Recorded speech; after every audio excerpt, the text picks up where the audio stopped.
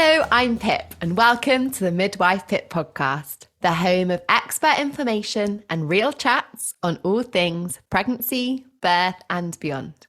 Remember, as a podcast listener, you can get 15% off my online courses at midwifepip.com using the code podcast15. So this week I am back solo on my own in the podcasting seat. And this is the first episode whereby, as requested by you all, to share some of my journal that I wrote as I was deciding to conceive, trying to conceive, and then throughout my entire pregnancy. I found journaling great therapy. I really enjoyed writing everything down, and my early pregnancy was still in the height of COVID. So this may resonate with some of you that perhaps were going through that too. So I'm going to start by sharing some of my journal with you on here today.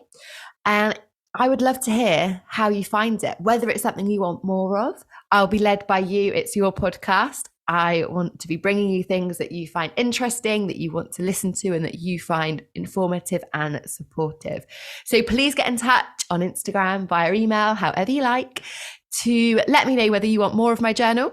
And if you do, I will come and share more. So very excited to share this with you. A little bit nervous. It's raw. I've not edited it since I wrote it, and I didn't plan on sharing it when I wrote it. So yeah, not sure what I'm about to unleash to you all. But let's do this. So I started this in December 2020. I realised it was time. After spending almost a decade caring for and supporting women through pregnancy, birth, and their postpartum journeys, the time finally feels right for me to join this motherhood club.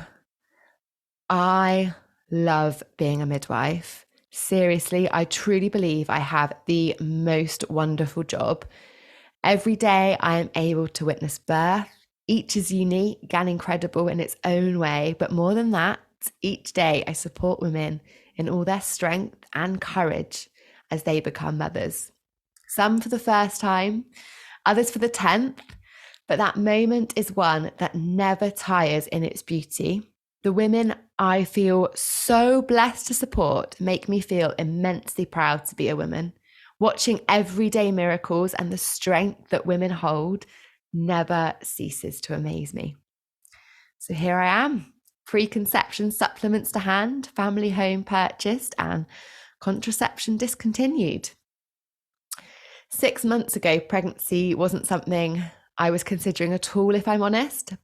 But something has definitely changed. I feel ready to give my body, my time, and my heart to a baby, and to finally feel that together, my partner and I could be really great parents.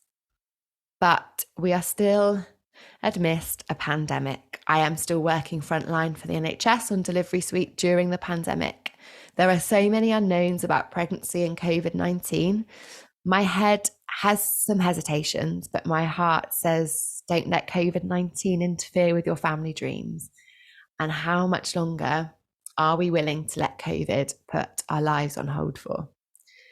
Also, as a woman, I am beginning to feel that fertility clock tick, and I see firsthand how so many women may struggle to conceive and take years, even multiple rounds of fertility treatment to bring their baby home. So yes, I'm ready. Let's do this. January the 7th, 2021. Happy New Year. Caffeine content cut right down, sipping herbal teas and taking my folic acid and vitamin D supplements religiously. In fact, I've also been using omega-3 supplements and probiotics because my geeky midwife self is kind of fascinated at the potential health outcomes for mothers and babies. And I have fertility podcasts rolling in my ears. I was training for a marathon in February, but it doesn't feel the right time to be pushing my body through 50 miles plus a week. And the freezing cold 18-mile morning runs with these new body goals in mind I have started to steady my training down and to be a little more mindful about mindfulness and relaxation practices in general. I've been caring for multiple COVID-19 positive new and expectant mums over the last week, and COVID-19 cases are really soaring all over the UK. If I'm honest, my period is late by over a week now, and I am getting some strange cramping and bloating. And I'm suspicious that perhaps I have become pregnant quite quickly. A close friend of mine at work who knew I was trying to conceive commented on how tired I was feeling, which is out of character for my usual super energized and semi-caffeine high self. I knew she was suspicious that I may be pregnant, and she even suggested I take a test so that if I knew I was, I could be more careful with the amount of COVID-19 contact I was having at work.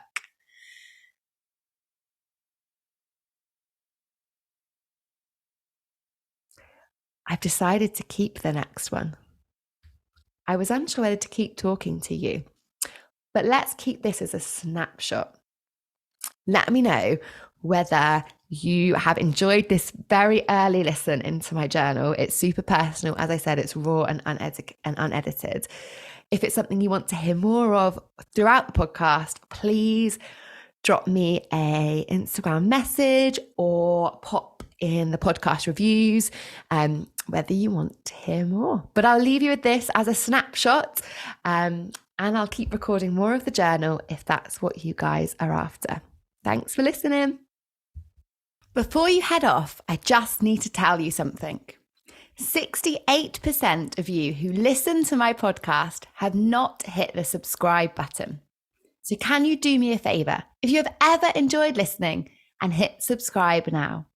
It makes a huge difference and helps me to keep bringing you episodes. The bigger the podcast, the bigger the guests, and the more women we can reach and help. Thank you for subscribing, and I look forward to chatting again soon.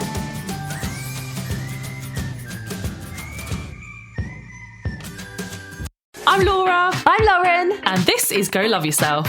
She went, you're 26? I was like, size 26? Yeah. And she was like, oh, right, that makes sense. This is the show where we're learning to love ourselves a little more and taking you along with us. I grew up never seeing anybody that looked like me, and that made me feel like not part of society, like almost like not a woman, because I just never felt like I fit in. If you've got a relative that is mean about your body, Laura, what do we say to them?